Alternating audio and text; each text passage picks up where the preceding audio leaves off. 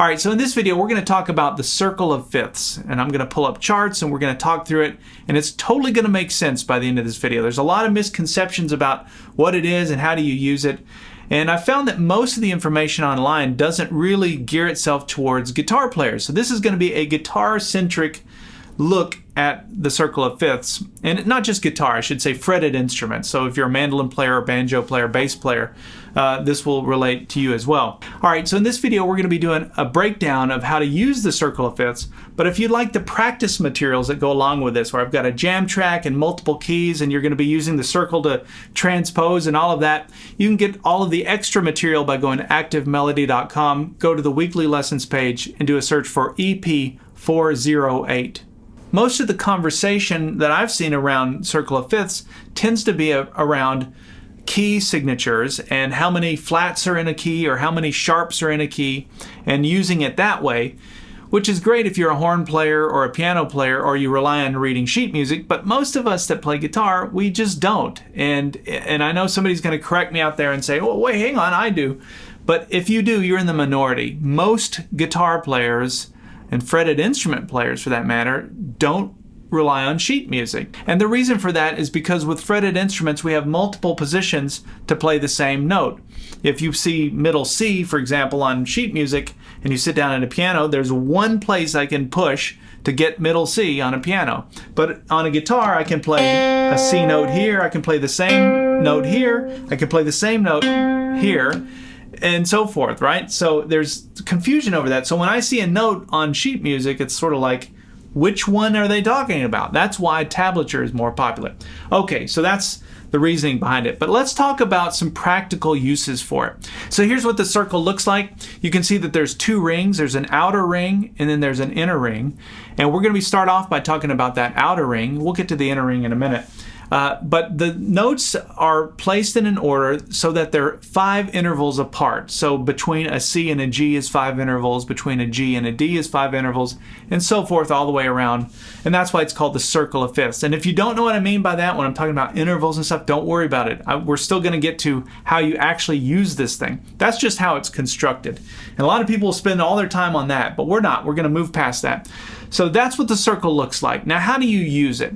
Well, the first thing I want to mention is the 1-4-5. You know, we talk about that a lot here at Active Melody. I talk about with country songs, with blues songs.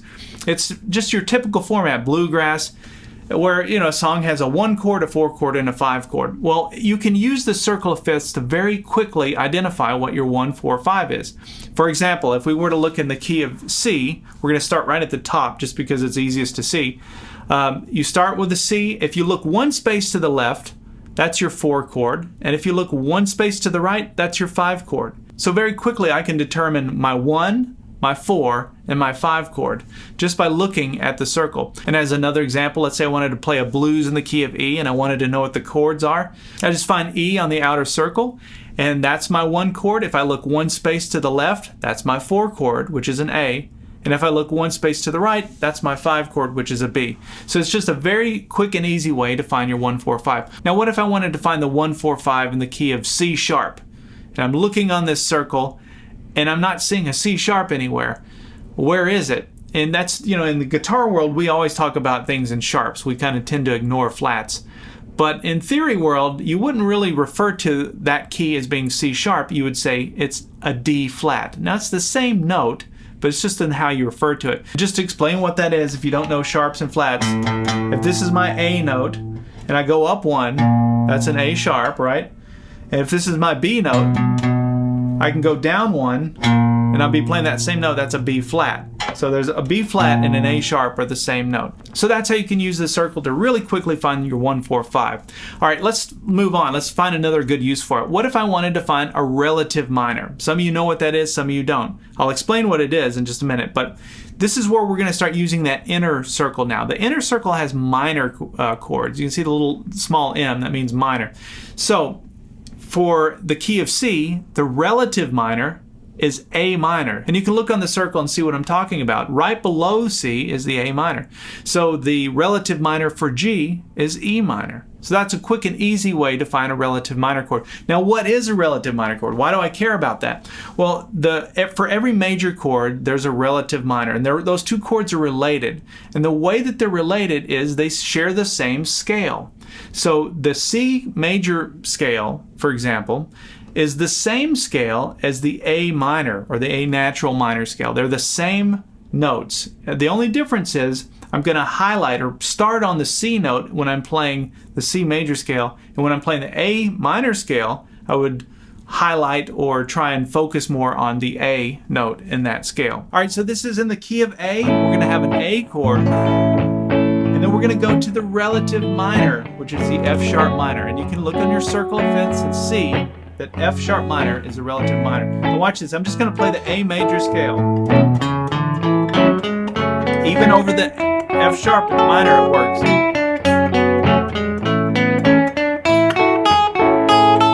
Here's the F sharp minor.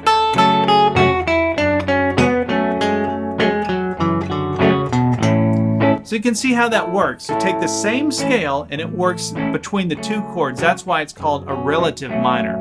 All right, so now we're going to come to the real meat of this, and that is using the circle of fifths to create compositions. Knowing which chords work together, which chords play well together and sound well together. I get asked this question a lot, and I have through the years. People wanting to know, how do you write a jam track? How do I know which chords go together? Well, you can use the circle for that. So here's the traditional way of doing it. We're going to start that, and then I'm going to show you another way to do it that's, I think, a little easier. So the traditional way to show this would be, if we're playing in the key of C, for example, let's say I want to write a song in the key of C, and I want to know which chords I can use in the key of C. The first thing I would do is I would find C on the circle, on the outer circle, and then I would go one space to the left. Remember, that's our 4 chord, and we're going to actually let that be our starting point as we go clockwise around the circle. And this will make more sense as we get to it. So if we're playing in the key of C, we go one space to the left, which is an F, and you would count 7 spaces clockwise. So you'd say F, C, G, D, A, E, B. Those notes are your chords that are going to work together in the key of C. Now, there's a formula for this, though. The first 3, remember your 1, 4, and 5, those are major chords. The next grouping, which would be your D, A, and E, those are minor chords. So the first 3 are major, the second 3 are minor, and then that last one is the diminished chord. And so in this case, it would be a B diminished if we were looking in the key of C. We're going to ignore that, though. We're just going to push that to the side. All right, let me just mention one other use for these notes. Yes, these are the notes in the chord family for C, but these are also the notes in the C major scale. So in a C major scale, you have a C, F, G, D, A, E, and B. Now, they're not put in the right order, so you always have to put them in alphabetical order to make it make sense. So it's obviously A, B, C, D, E, F, G, and then it repeats A, B, C, D, E, F, G. Now, you would start it on a C, so it would be C, D, E, F, G, A, B. That would be the order for playing the major scale in the key of C. But now you can use that formula to move anywhere around the circle to find the major scale for whatever key you want. So this is the traditional way that I just showed you of how to find the chords that fit together within a key. And all of those chords would work well together if you were writing a song in the key of C. But there's an easier way, and that's to look at it more like a piece of pie. So if we look at the outer ring and the inner ring, what you see is you have a D minor, an A minor, and an E minor on that inner circle. Well, those are your 3 minor chords. So you've got the 3 major chords on the top, and then you've got the 3 minor chords on the bottom. So whatever's in the top row in the middle, that's the key that you're in. So in this case, it makes it very easy to say if I was writing a song in the key of C, I've got a C chord, an F chord, a G, an E minor, an A minor, and a D minor. And any of those chords are going to work well together. So let's shift this over to the key of D, for example, just to give another example. If we were wanting to write a song in the key of D and we wanted to know which chords work together, using this formula, we can say we know a D will work, a G, an A, an E minor, a B minor, and an F sharp minor. So I can look at that chart and very quickly get an idea for which chords are going to play well together. Now it's up to you, obviously, in your own creativity to figure out how to organize them. There's no formula for that, but those are chords that are all going to sound really good together. All right, so now let's add one more layer of value to this. So let's go back to the key of C. And remember, we've already talked about some of the numbers in the number system, the 1, 4, 5. So our one chord in the key of C, obviously C is your 1. The 1 to the left on that outer circle, which is an F, that's your 4 chord, and then the 1 space to the right is your 5 chord. So that's your 1, 4, and 5. Now if we look at the second layer, to the far left, that's your 2 chord. To the far right, that's your 3 chord. And then right in the middle of that second layer, that's your 6 chord. Remember, your 6 chord is your relative minor chord. So now you have the number system. If I were to say to you, we're going to be playing a song in the key of C, and we're going to start it on the 2 chord. You know that that's a D minor. So you can take that number formula and apply it to any of these, as long as you put the numbers in the right spaces. So let's switch it up and give another example. Let's say we're playing in the key of G. G would be your 1 chord. Your 4 chord would be 1 to the left, so that's a C. Your 6 chord, which would be your relative minor, that's your E minor. Your 3 chord is a B minor, and then your 2 chord is an A minor, all in the key of G. And hopefully that makes sense to you for how to use this. Now I have a practice exercise for those of you that are premium members that we're going to go through, and I'll explain it in the part 2 video. But basically I've got a chart and I've got the numbers. I'll tell you which key that the song is in, but you're going to have to use this formula and figure that out on your own and see if you can fill in the gaps. I've got the answer, obviously, if you need to do it that way, but I thought that would be kind of a fun exercise. It's kind of a real world example of how you might use the number system and use this circle of fifths to figure that out. All right, so let me just mention borrowed chords real quick, because you don't always have to limit yourself to just those chords in the chord family. Sometimes you borrow a chord from another spot in the circle. And so one common space to do that is what they call the parallel minor. So if we were looking at a song in the key of G, for example, if we were writing a song in the key of G and we wanted to borrow a chord outside of the chord family for G, we could look at a G minor. So I just look at that second layer, I find the G minor, and I now have the chord family that I could pick from. So any of these chords would be a nice borrowed chord to work with my key of G. So that's just a very simple way of looking at borrowed chords and how you might go about doing that. The other thing I should just mention on minor keys is if you wanted to write a song in a minor key, you just use that middle layer, you find your minor key. Let's say you wanted a song in A minor, you find your A minor, and then now I use that as my center point, and I use the same chords that I would use in the key of C. Those are the same chords that would work in the key of A minor. All right, so the last thing I want to mention that you can use the circle for is to find secondary dominant chords.